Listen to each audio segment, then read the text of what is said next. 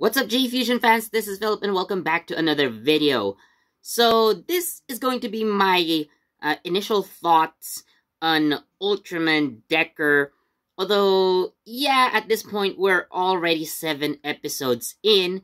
6 if you discount the recap episode. But nonetheless, here's what I think about Ultraman Decker, and I will also compare it to its direct predecessor, Ultraman Trigger, and the original Ultraman Dyna, which, well, obviously, it's based on. And, considering that Ultraman Dyna is also a direct sequel to Ultraman Tiga, I think it just makes a lot of sense. So, I will start by saying what I like and what I don't like about the show. And what I like about the show, well, actually, a lot of things, but my favorite part, I think, well, personally, is the dynamic between our 3 main characters. Of course, we have our, main protagonist, the Kanata, and we have Ryumon and Ichika. So, all the 3 of them show, like, this kind of chemistry that I really like, because, when you compare, or when you have these bigger teams, you tend to focus on the main character, and some of the members get few screen time. But with a smaller team, it's easy to see more character development, and these characters complement each other very well. And again, so far that's my favorite of the show. What I don't like about the show is only one thing.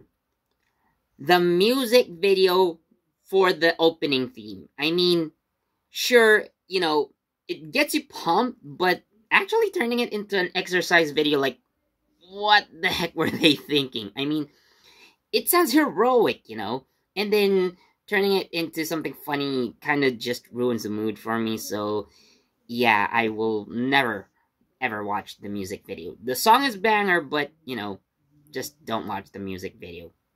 Just my opinion. That's the only thing I don't like about Ultraman Decker at this point, really.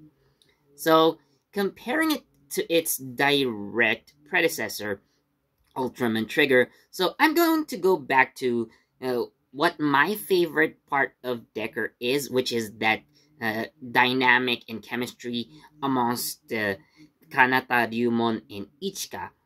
So, compared to last time, Ultraman Trigger, I mean, yeah, you see basically Kengo, Yuna, and I forgot his name, Akito, there we go. So, yeah, it's basically the same way, but, the dynamic here in Decker is much stronger since day 1, or since episode 1, rather. And considering that, there's actually already been a year since, a year gap between episodes 1 and 2, actually. So it's an interesting thing to have, like, a time lapse.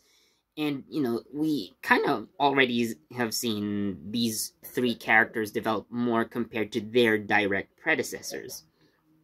So that's how I think about it. And just a bit of a side note, I do tend to look at the ladies quite a bit. So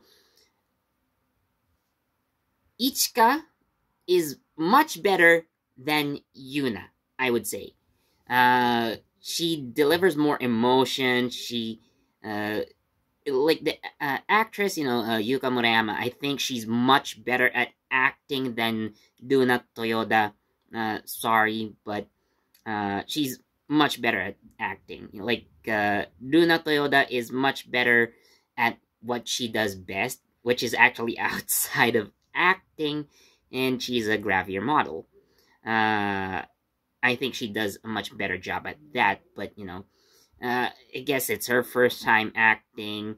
I'm gonna cut her some slack a bit, but definitely Yuka Murayama is a much better actress, and the characterization of Ichika is much better than Yuna, although Yuna is, the usare of Trigger, but nonetheless, yeah, I kind of would prefer Ichika over Yuna at this point.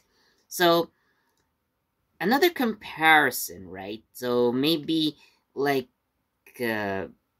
mentioning their direct sources like Ultraman Tiga and Ultraman Dyna. So, from what I saw, or at least how I observed both shows so far, while Ultraman Trigger tries hard to be the new incarnation of Tiga, it tries so hard to be this, again, new generation version. Ultraman Decker doesn't really feel like it's trying to follow the footsteps of Ultraman Dyna. And I think that's a good thing because, it kind of gives Decker his own identity, without relying too much on the original source material. Well, again, I guess there's a lot of fan service with Ultraman Trigger, again, being literally marketed as the new generation Tiga. While technically, of course, Decker is the new generation Dyna, it feels like its own unique show that can stand alone. Albeit, yes, it is still on, it is still on the heels of its predecessor, or rather, it's still a direct sequel to Ultraman Trigger. Yeah, I get that.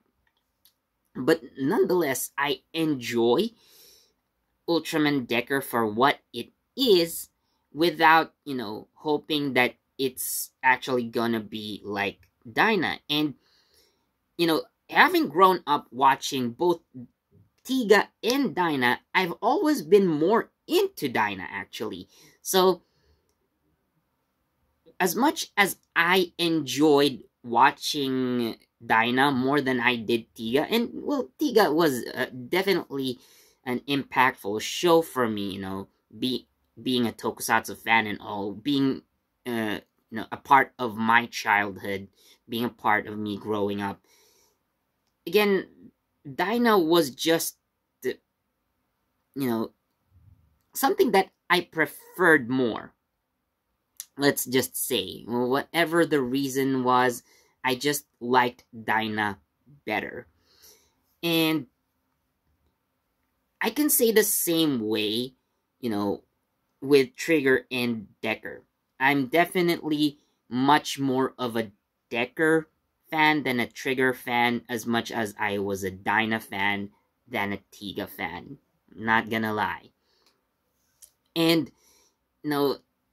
there's so much uniqueness. Yeah, you do have your references with the Flash, Strong, and Miracle types, and the D-Flasher, or I guess that's how I call it, is definitely reminiscent of the Ray Flasher from Ultraman Dyna, but, things change and to fit the new generation style, but nonetheless, Ultraman Decker is definitely enjoyable on its own, again, without relying too much on references to the original source. Of course, we do know that a team up between Trigger and Decker, well, it's more of an inevitable case. Like, it's gonna be expected, just how Tiga and Dyna were able to team up, because, well, they were set in the same universe. So, I'm just looking forward to how those episodes turn out once they come out. And, comparing Decker to Dyna, well, you both have these hot-blooded newcomers, I guess, these hot-blooded members like Kanata and Asuka, And then you have their team, of course. I do like these sorts of characters more than the, you know, smile and be happy and the overall good guy, which, you know, Tiga and Trigger are. They're overall good guys, sure. It's not bad. But looking at characters like Kanata and Asuka, I just think they're much more uh, exciting, you know, because of their personalities. So they have more energy, they're more lively, and they kind of bring humor into the mix. Although not necessarily being the clowns of the show, but yeah, they do have fun moments, which I guess I think could be the X factor as to why I love Dyna more than Tiga. Because, you know, going back to Ultraman Tiga, you have Daigo, who's very much a straight-laced character. Sure, there's no problem with straight-laced characters, but someone like Asuka is definitely a lot more fun to watch. So having a fun main protagonist, I think, is a key ingredient here. You know, sure, I guess Kengo is a bit more light-hearted than Daigo, but definitely someone with definitely Kanata has a lot more personality in him, I think, and that's what makes me love Decker much more than Trigger, the same way I did with Dyna, just like I said earlier. So yeah, I really love Ultraman Decker at this point, and I'm really excited to see the kinds of developments that the show is going to take. What kind of twists are they going to have? And now I'm looking forward to the next episode coming this Saturday. So thank you so much for watching. If you liked this video, please do leave a like. Let me know in the comments what you think about Ultraman Decker at this point. Do you like it? Do you not like it? And why? And, you know, is it better than Trigger, or is Trigger better than Decker? So, any thoughts regarding Ultraman Decker, please do leave in the comments below. Also, don't forget to share this video with your friends, and also don't forget to subscribe and hit that notification bell so you get the latest from JE Fusion.